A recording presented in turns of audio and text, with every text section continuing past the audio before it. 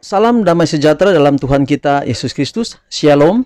Selamat pagi dan selamat hari Sabat kepada saudara-saudara sekalian yang ada di jemaat-jemaat. Pada kesempatan ini saya Pendeta Michael Bawengan ingin membacakan atau membagikan kepada kita cerita mission kita untuk hari ini Sabat 24 Oktober tahun 2020 dengan judul Kesembuhan dari Surga. Kesembuhan dari surga. Dan ini kisah yang menceritakan seorang yang bernama Sandep yang memiliki istri bernama Ramya. Sandep berusia 35 tahun, Ramya berusia 29 tahun, dan anak mereka Ayush, Ayush yaitu putra mereka yang berusia 7 tahun. Baik, lalu kemudian dikisahkan ada seorang guru yang bernama Aisyah. Seorang guru yang bernama Aisyah, dia mengikuti seminar kesehatan dari suami istri Sandep dan Ramya di sekolah, dan kemudian sang guru bernama Aisyah ini menyampaikan sesuatu. Dia menyatakan bahwa, atau dia mengatakan kepada Sandep dan Ramya bahwa ibu mertuanya dalam keadaan menderita masalah punggung yang serius.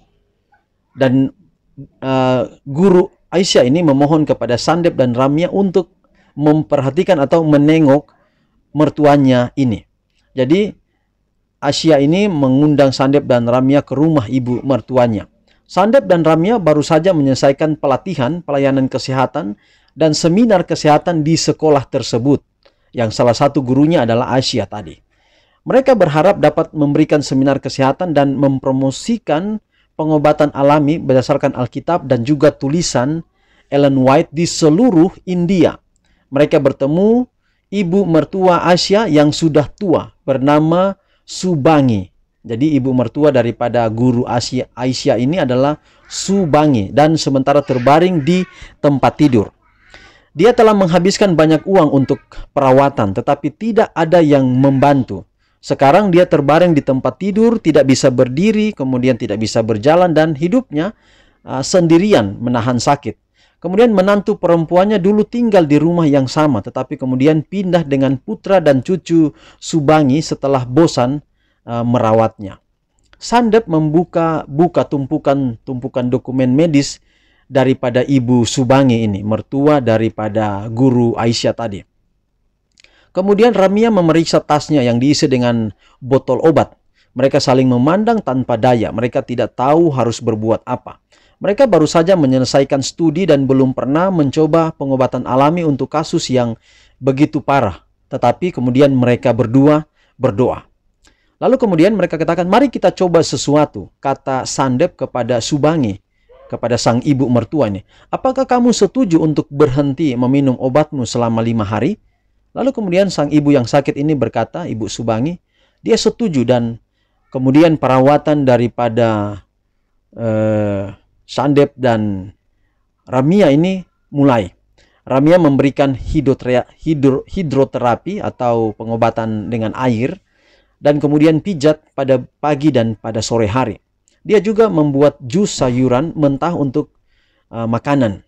Lalu kemudian pada hari ketiga, ibu yang sakit ini, Subangi ini, mulai berdiri dan berjalan untuk pertama kalinya dalam beberapa bulan. Kemudian dia menangis. Putra dan menantu saya telah meninggalkan saya untuk mati, katanya. Mereka tidak mau lagi merawatku karena penyakit ini. Berdoa saja kepada Tuhan, maka Dia akan membawa mereka kembali, kata Sandep kepada ibu yang sakit ini. Saudara-saudaraku yang kekasih, yang sakit yang bernama Subangi ini, seorang ibu, bukan penganut Kristen.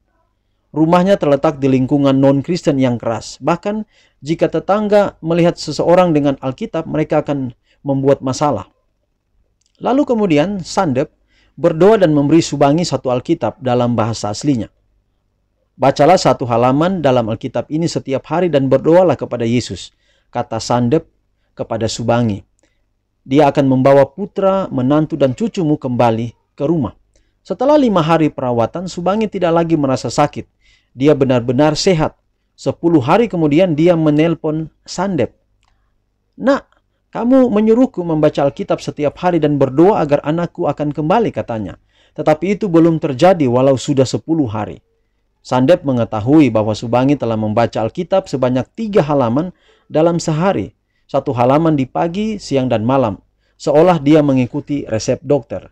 Dia berharap untuk mempercepat jawaban Tuhan atas doanya. Teruslah berdoa, maka Tuhan akan melakukan mujizat, kata Sandep. 3 hari kemudian, menantu perempuan sang guru Aisyah ini mengirim Sandep sebuah pesan. Pesannya tertulis begini, "Saya sekarang tinggal di rumah ibu mertua." Keluarga itu dipersatukan kembali. Saat ini Subangi membaca Alkitab secara teratur. Dia mengirimi Sandep dan Ramia ayat-ayat Alkitab. Dia juga selalu berdoa. Sandep dan Ramia sangat gembira. Ini adalah merupakan awal yang baik, kata Ramia. "Dia adalah pasien pertama kami," kata Sandep. "Kami tidak tahu bagaimana menghadapi ini. Pelatihan medis hanya memberi kami prinsip-prinsip dasar. Entah bagaimana Tuhan memimpin benar-benar keajaiban." Dan mengutip tulisan Ellen White dari buku A Call to Medical Evangelism and Health Education, halaman 12, ia menuliskan, "Ketika misionaris medis melayani penyembuhan tubuh, maka Tuhan bekerja menjamah hati." Jadi saudara, puji Tuhan untuk hal ini. Bagian dari persembahan Sabat 13 Triwulan ini akan membantu membangun 2 gereja di Bangaluru, kota besar terdekat tempat Sandep dan Ramia tinggal bersama putra mereka yang berusia 7 tahun tadi yang bernama Ayush. Jadi terima kasih dari mereka untuk kita semua pada Sabat ini yang mendengarkan cerita ini melalui persembahan dan juga melalui kemurahan hati kita. Demikian kisah cerita mission kita pada saat ini, pada hari Sabat ini, yaitu kesembuhan dari sorga. Kalau dengan sungguh-sungguh saudara, kita walaupun bukan dokter, kalau kita dengan sungguh-sungguh membantu orang untuk kesembuhan, maka sama seperti Subangi ini dia sembuh oleh karena perawatan daripada Sandep dan Ramia. Maka demikian pula kita dapat menjadi berkat sama seperti mereka untuk kesembuhan orang lain. Inilah menjadi doa dan harapan kita semua. Amin.